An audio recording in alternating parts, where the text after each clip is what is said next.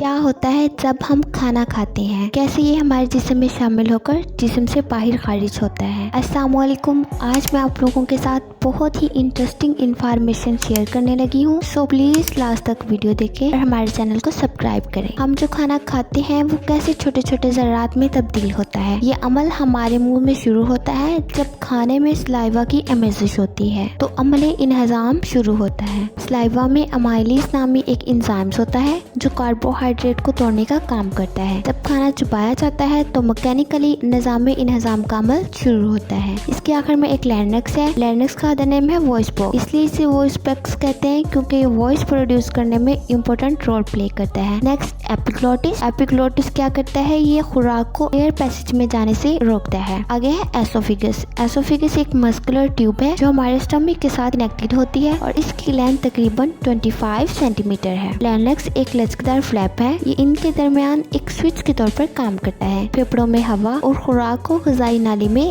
جانے دیتا ہے۔ غذائی نالی پٹھوں سے بنی ایک ٹیوب ہے جو گلے سے پیٹ تک جاتی ہے اور تقریباً 8 انچ لمبی ہوتی ہے۔ غذائی نالی پیریسٹالسس ایک موومنٹ کو کہتے ہیں، موومنٹ آف ڈائجسٹیو ٹریکٹ، ایک عمل ہے جس میں خوراک کو منہ سے معدے میں منتقل کیا جاتا ہے۔ یہ عمل ایک سمندری لہر کی طرح لگتا ہے جسے پٹھوں سے گزرتا ہے۔ اس کے بعد کھانا معدے میں داخل ہوتا ہے جو ایک گول کھوکھلا جے شکل کا عضو ہوتا ہے جو غذائی نالی اور ڈیڈینیم کے درمیان واقع ہوتا ہے۔ معدے کے 3 مکینیکل کام ہوتے ہیں۔ سب سے پہلے معدے کو جو خوراک ملی ہے اسے مائع میں ذخیرہ کرنا ہے اور ایسا کرنے کے لیے پیٹ کے اوپر والے حصے کے پٹھوں کو تھوڑا ریسٹ کرنا پڑتا ہے تاکہ وہ بہت زیادہ خوراک لے سکے۔ معدے کی اندرونی تہہ جھلیوں سے بڑی ہوتی ہے، یہ معدے کو پھیلانے اور زیادہ کھانے کی اجازت دیتی ہے جس سے نظام انہضام کو ہضم کے دوران کھانے کو منتقل کرنے میں مدد ملتی ہے۔ معدے کا دوسرا کام کھانے کے مائع کو اس سے پیدا ہونے والے ہاضمے کے رس کے ساتھ ملانا ہے۔ پیٹ کے نچلے حصے کے پٹھے حادثاتی طور پر ان چیزوں کو ملا دیتے ہیں اور کھانے کو 3 ملی میٹر کے چھوٹے ٹکڑوں میں توڑ دیتے ہیں۔ آخر میں معدہ آہستہ آہستہ اس تیزابی مرکب کو چھوٹی آنت میں خالی کرتا ہے۔ یہ معدے کا ایک عضو ہے جہاں خوراک سے غذائی اجزاء اور مواد کا زیادہ تر حتمی جذب ہوتا ہے۔ یہ معدے اور بڑی آنت کے درمیان واقع ہوتا ہے۔ ہضم میں مدد کے لیے لبلبے کی نالی کے ذریعے پتے اور لبلبے کا رس حاصل کرتا ہے۔ ڈیڈینیم چھوٹی آنت کا پہلا حصہ ہے، اس سے وہ غذا ملتی ہے جو معدے سے جزوی طور پر ہضم ہو چکی ہوتی ہے اور غذائی اجزاء کو جذب کرنا شروع کر دیتی ہے۔ ڈیڈینیم چھوٹی آنت کا سب سے چھوٹا حصہ ہے، یہ تقریباً 9 سے 11 انچ لمبا اور تقریباً گھوڑی کی نال کی شکل کے برابر ہوتا ہے۔ جب لبلبے کا رس اور ڈیڈینیم خارج ہوتے ہیں تو وہ جسم کو چربی، کاربوہائیڈریٹ اور پروٹینز کو ہضم کرنے میں مدد کرتے ہیں، اور جب کھانا پیٹ میں ہے اسے بہت طویل سفر طے کرنا ہوتا ہے۔ چھوٹی آنت ایک شخص کے بڑھنے کے ساتھ 20 گنا لمبی ہو جاتی ہے جبکہ نوزائیدہ میں یہ 200 سینٹی میٹر سے کچھ زیادہ ہوتی ہے۔ ایک بالغ میں یہ 6 میٹر تک پہنچ جاتی ہے۔ بالغوں میں چھوٹی آنت کی اندرونی دیواریں چپچپاتی تہیں دکھاتی ہیں جسے پلیگئی سرکولرز کہتے ہیں۔ یہ تہ زندگی کے ابتدائی مراحل میں عام ہوتے ہیں لیکن وقت کے ساتھ ساتھ سکڑ جاتے ہیں۔ ہاضمہ بہت ضروری ہے کیونکہ جسم کو صحیح طریقے سے کام کرنے اور صحت مند رہنے کے لیے کھانے پینے سے متعلق غذائی اجزاء کی ضرورت ہوتی ہے۔ غذائی اجزاء میں پروٹین، چکنائی، کاربوہائیڈریٹس، وٹامنز، معدنیات اور پانی شامل ہے۔ آپ کا نظام انہضام ان غذائی اجزاء کے ٹکڑوں کو توڑتا ہے جو آپ کا جسم حاصل کر سکتا ہے اور توانائی اور سیلولر کو بڑھانے کے لیے استعمال کر سکتا ہے۔ پروٹین امینو ایسڈز میں چکنائی، فیٹی ایسڈز میں اور گلیسرول، کاربوہائیڈریٹس سمپل شوگر میں ٹوٹ جاتے ہیں۔ جو مائع بچ جاتا ہے وہ بڑی آنت میں چلا جاتا ہے۔ چھوٹی آنت کے اس حصے میں خوراک کے ذرات اور بھی چھوٹے ہو جاتے ہیں۔ کھانے سے غذائی اجزاء جسم کے دوسرے اعضاء میں بھی جاتے ہیں۔ بڑی آنت چونکہ پانی کو ذخیرہ کرتی ہے اس لیے بڑی آنت کے ذریعے پانی اٹھا لیا جاتا ہے، جبکہ بڑی آنت میں موجود بیکٹیریا جو بچا ہوا ہے اسے توڑ دیتے ہیں اور بڑی آنت سے بچ جانے والے مواد کو ریکٹم میں لے جاتی ہے۔ ریکٹم فضلہ کو ذخیرہ کرنے کی صلاحیت رکھتا ہے۔ ریکٹم کے پٹھے فضلہ، جسے عام زبان میں پخانہ کہتے ہیں، مقعد کے ذریعے جسم سے باہر منتقل کرتے ہیں۔